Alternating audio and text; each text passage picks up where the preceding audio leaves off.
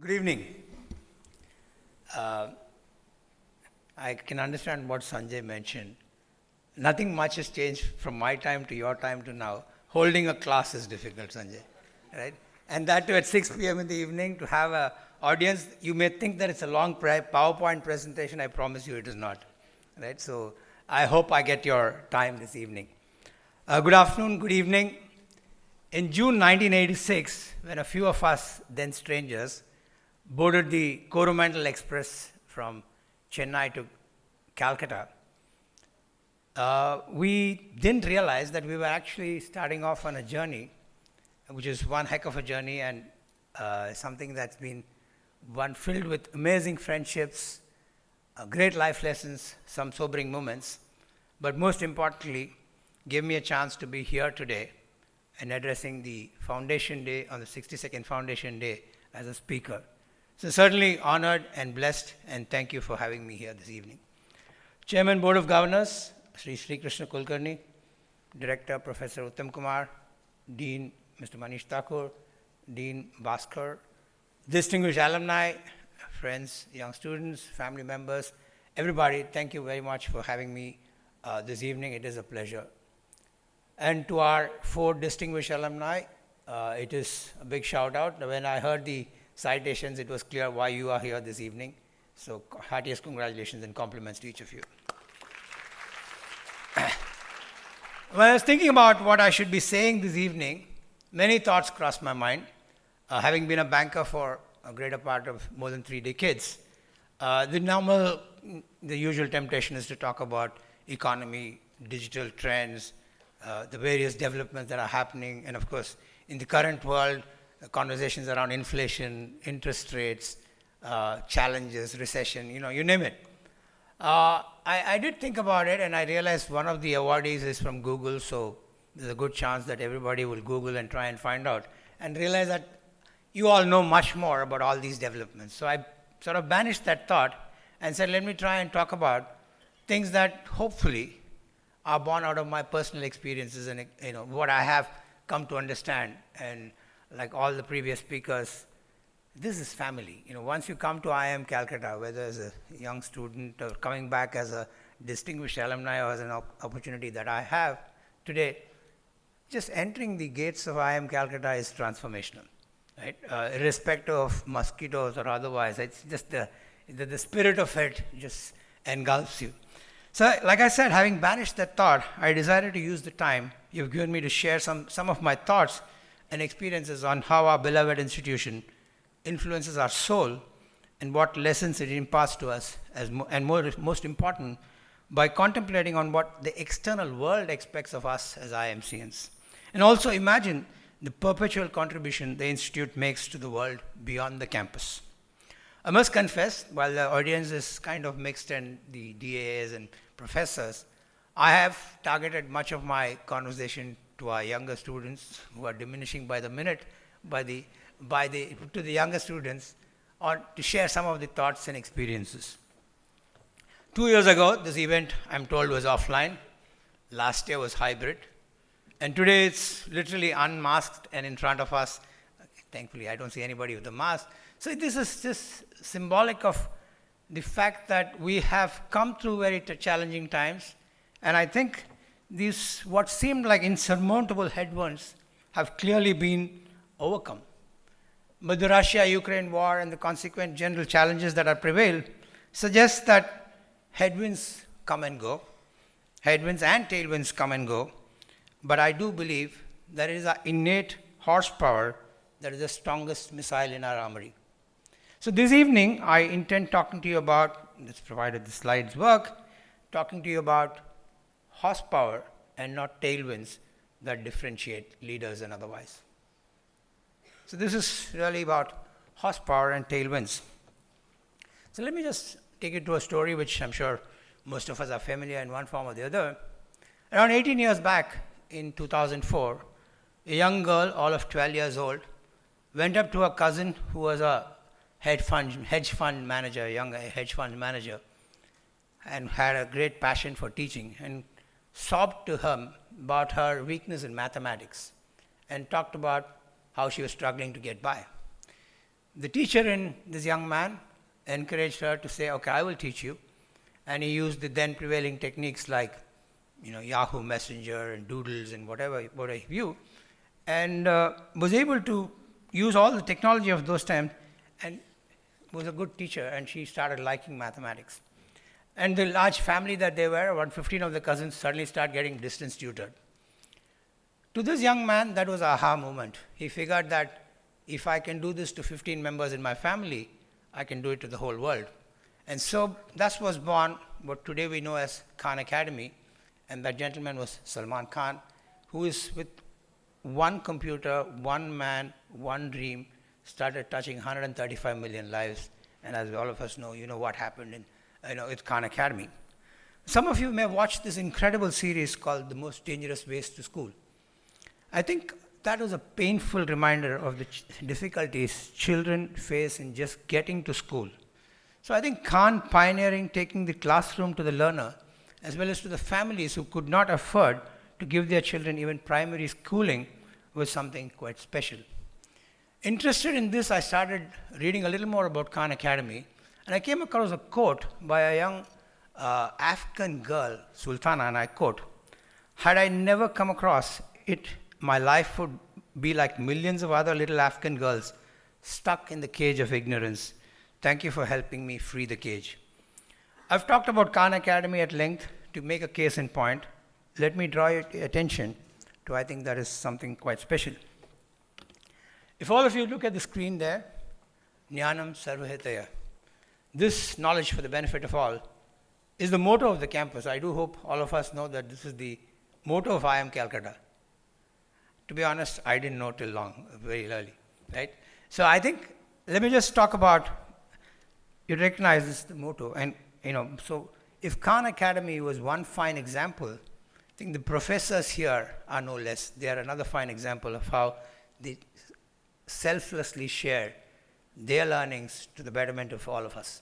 So I think Jnanam, knowledge, being channels of knowledge demands that we stay alert to being students all our lives, as well as sharing both what it does to us, it sharpens and of course gives us immeasurable fulfillment. But it's not about Jnanam alone. I would urge you to look at the second word, Sarvahitaya, which is for the betterment of all. How can we ensure that all our knowledge and skills, all that we absorb, is being put to use for the betterment of the universe, is what I think the founders of this campus were bold visionaries who built this institution not merely to teach us to maximize the next quarter's profit or the share price increase or look at things like gaining market share, but to imbue us with expansive and inclusive values that truly can define what we can take to the world. So they were wise men and women who intuitively knew that the highest of Maslow's hierarchy, self-actualization, can only be met when such a spirit touches our everyday activities. If we are true to this lofty motto in our lives, I believe we would have been true ambassadors of this institute. So much for ethos. Let me talk to you about some action. I believe there's a Salman in all of us, lurking in all of us. We all sincerely think we have ideas that can change the world. Very often, we are restless about the environment and around us and want to make changes. I think it was Thomas Edison who said famously, "Vision without expectations is nothing but hallucination." To some of us who've been on the campus, at least in my time, there was a lingo that used to be there which actually described this hallucination. I don't have the word prevails yet, called halu. Right? I don't know if it prevails on the campus yet, but I cannot see some of my seniors nodding their heads, so probably the word died somewhere, but halu brilliantly described this experience of chilling out and not being accountable for the outcome. So more about it when we do the Q&A. Likewise, in our times, there used to be something called colloquia sessions. I don't know if they are yet there, where eminent people used to come and speak. And one such speaker in my time was Baron Swaraj Paul. And Baron Paul, after his speech, there was this after speech dinner in the EDP Center, which is just next to the old hostel. And a few of us were invited to be at the dinner, and I don't know what process led to it. I was seated next to him. Being the young, enthusiastic, class participation type, I wanted to sort of soak content from him, and I was busy quizzing him on business models, on talking to him about strategy, and giving him probably what I thought was very, very clever wisdom. He stopped me on my tracks, and I do recall quite distinctly some of the words he mentioned. And let me quote some of those as I sort of cobbled those thoughts together. Young man, an idea and its execution are two inseparable factors like cause and effect. But sadly, you MBA graduates allow your education to come in the way of your success. And he also added, focus on this presentation fever is a serious problem. Please start focusing on execution. And long after that, I put this thought from .ppt to .exe. And I think these words have remained with me till that, and as a leader, I still remind myself every day and my team very regularly that good business planning is fine, but it's 9 parts execution and just 1 part strategy. And I repeat, 90% of success is execution and 10% is strategy. These words, like I mentioned, have remained with me, and I think .ppt to .exe. It's ironical that I'm talking about EXE with a PPT presentation, but that's just the way to express. But the short point is just focus. And I did think one of our alum, I think it was Ananda, was mentioned that, sort of diligence. I think you mentioned about diligence, and I completely agree with that thought. I would encourage all of us to be obsessed with this, and if you will, this is your second takeaway from my speech.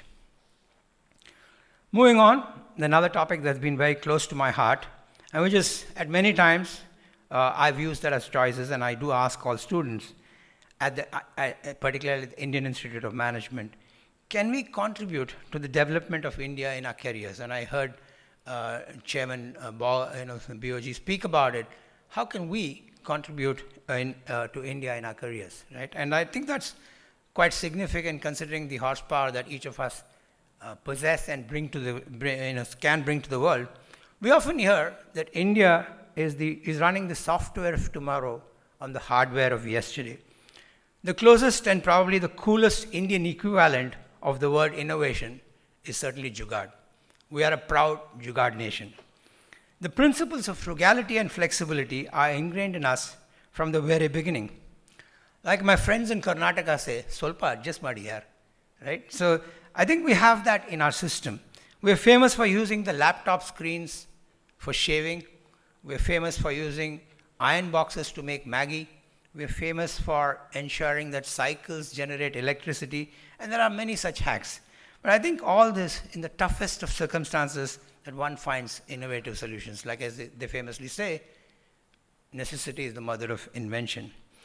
As you know, the country has adopted Atmanirbhar Bharat as our guiding principle. Our startups, like all of us have spoken, and I think Srikanth is at the cutting edge of it, our startups are leaving a strong impression on the world, and we have a huge startup ecosystem. As leaders who are going to shape the next 50 years, I feel I must use this opportunity to broaden your vision from Atmanirbhar Bharat to Bharat Pe Nirbhar. This is my we are a pharmacy of the world. We talk about being granary to the planet. We talk about software power for humanity. All these are epithets that I use to describe India today. We have the potential to develop many frugal innovations and make the planet Bharat Pe Nirbhar. If you build your horsepower and strengthen the core in your respective domains, you will certainly discover the bespoke and unique solutions to make Bharat Pe Nirbhar a reality. I have spoken to you about 3 themes. One is the whole idea of Jnanam Sarvamitya. I did speak to you about the idea of moving away from the PowerPoint fever to an execution, about creating Bharat Pe Nirbhar. I'd now talk to you about sustainability and building something that's lasting, and above all, being institution builders. Recently, I came across this wonderful Japanese terminology called daisugi. I don't know how many of you seen it. Having in sort of became curious about what Daisugi is, I did the normal thing, Googled, Sanjay, thank you. And I figured that back in the 1500s, the physically small country that Japan is faced shortage of logs and land to cultivate trees, even it relied on timber for everything. The ingenious Japanese came up with a creative solution of growing additional trees out of existing trees, creating a sense of a giant bonsai, yielding a sustainable harvest of timber from every single tree. The idea is not to talk about forestry techniques and climate change, that's for another session, but I wanted to point out Daisugi as a beautiful idea that defines being mindful of what lies beyond our vision. And I think that's where I want to remind ourselves that the purpose of leadership is to build lasting organizations and for leaders to be institution builders. Thank you, Professor, you and Mr. Kulkarni. You did mention about Federal Bank's institution building. I do think longevity and building institutions trump everything, and everybody comes out of this campus should certainly consider the option of not being a fly-by-night, but building lasting organizations that lives long after us. And importantly, we, like I mentioned, coming out of the portals of IIM Calcutta, we are obliged to make sure that we are doing something for social good. So I think building institutions I would harp on as being crucial, and building the values that construct that are something that I'd want everybody to consider. Finally, a few words will say. You've already got your passport when you enter this campus. However, the visa is getting stamped when you leave campus. Choose your destinations wisely. Remember, we live life forward, but always understand it backwards. You'll probably recall that I started my session by talking about a train journey where some managers were on board with me. Some strangers were on board with me. Of course, they didn't stay strangers for long. Over 10 of them were batchies and have turned out to be my best friends. Some of them are there in this hall. But one of the strangers even transitioned from being a co-passenger to a fellow lifelong traveler. Yes, my wife Maya too was on the train, and I haven't left her on the journey ever since. If she is listening, I want to put a shout out to her. This is not to talk about my romance, but rather to share that some of the people who are around you here will be your best friends forever and add to your horsepower. And here I do want to play one of my favorite title tracks. I'll be there for you. I'll be there for you. I'll be there for you.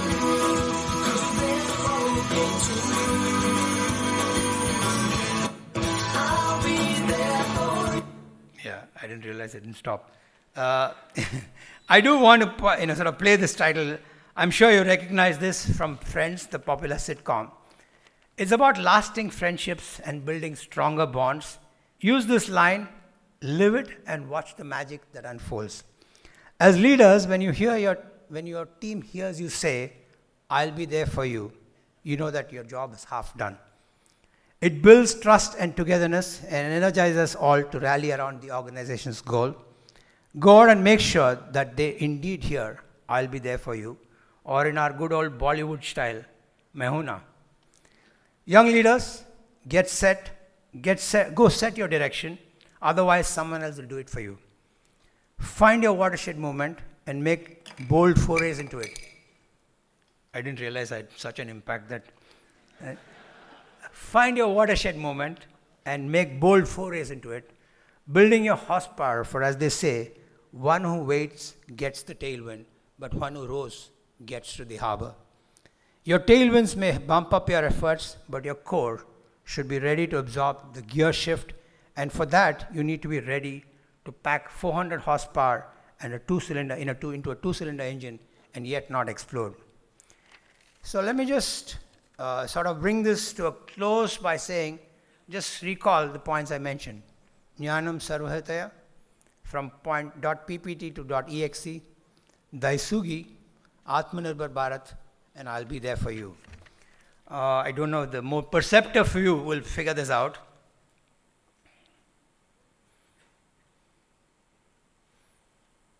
This is what the JD Master Yoda said, right?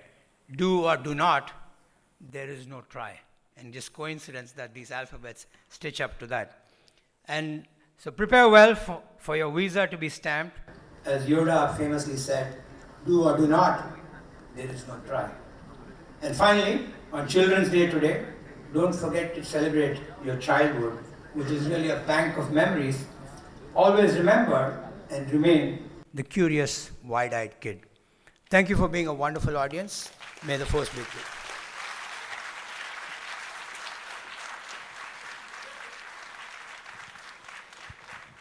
Thank you so much, sir, for your inspiring words. We'll definitely get a visa stamped, sir. May I now request Professor Director to kindly come and moderate the session. Good evening. We may have time for a couple of questions from the audience.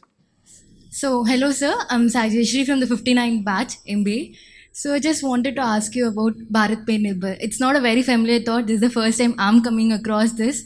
So, what went in your mind when you actually initiated this thought? Is it the first time are you coining it this, or is there any background to it? Bharat Pe Nirbhar is very inspiring for the future students here.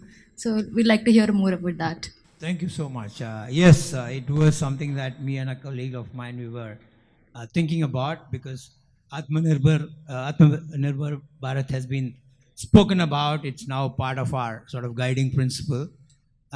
It's something that we are keen, and I'm personally very keen, that if the next century belongs to us, and most of you must have read a Morgan Stanley report recently, this decade is ours, right?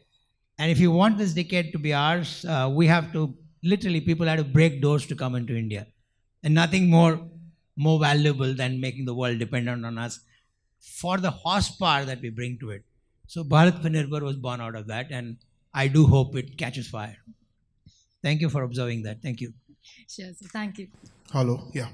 So I'm Adnan Chaudhary from the 58th batch. So I have seen Federal Bank is actually implementing DISOGI in a lot of their scholarship schemes.